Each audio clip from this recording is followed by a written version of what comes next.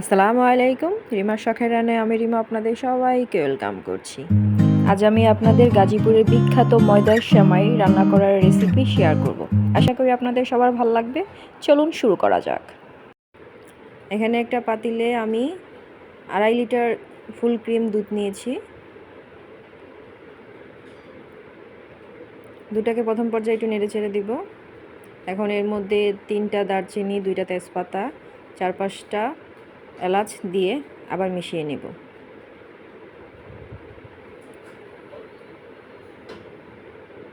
এখন অপেক্ষা করব দুধে বলক উঠে আসার আগ পর্যন্ত।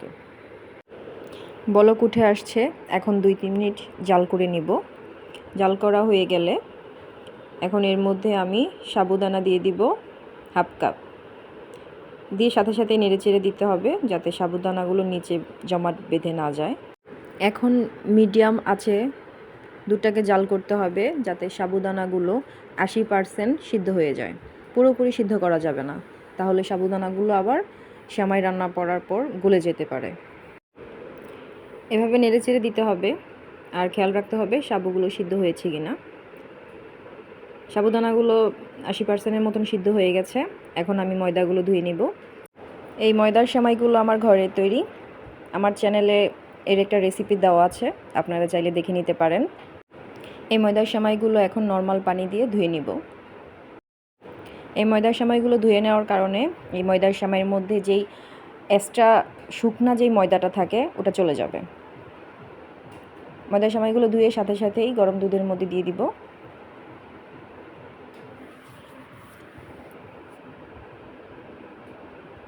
এখন নেড়েচেড়ে মিশিয়ে নেব।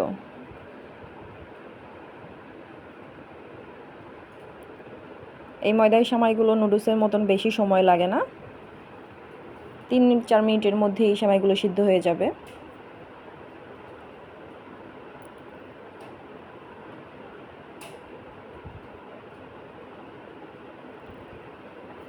বলক উঠে আসছে, এই পর্যায়ে আমি 1 কাপ কোরানো নারিকেল দিয়ে দিব। নারিকেল দিয়ে আবার নেড়েচেড়ে মিশিয়ে নিব।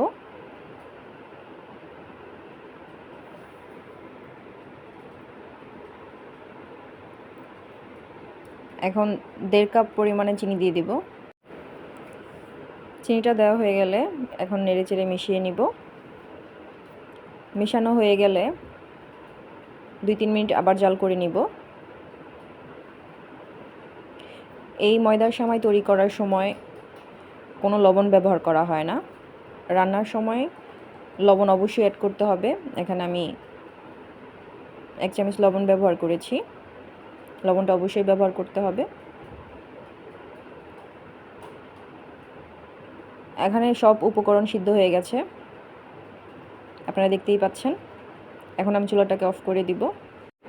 এই সেমাইটা এখন অনেকটা পাতলা দেখালেও ঠান্ডা হওয়ার পর এই সেমাইটা একদম পারফেক্ট হয়ে যাবে। এর থেকে ঘন করা যাবে না।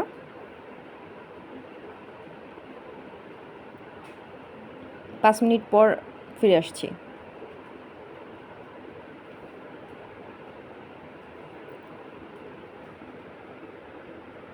দেখতেই পাচ্ছেন 5 মিনিট পর আসলাম। ওপরে সর বসে গেছে, আগের থেকে অনেকটা ঘন হয়ে গেছে। এখনও গরম আছে, তা ঠান্ডা হওয়ার পর একদম পারফেক্ট হয়ে যাবে। ময়দার সেমাইটা রেডি। দেখতেই পাচ্ছেন কত সহজে এই ময়দার সেমাইটা হয়ে গেছে অল্প উপকরণে। আশা করি আপনারা বাড়িতে ট্রাই করবেন। ধন্যবাদ সবাইকে।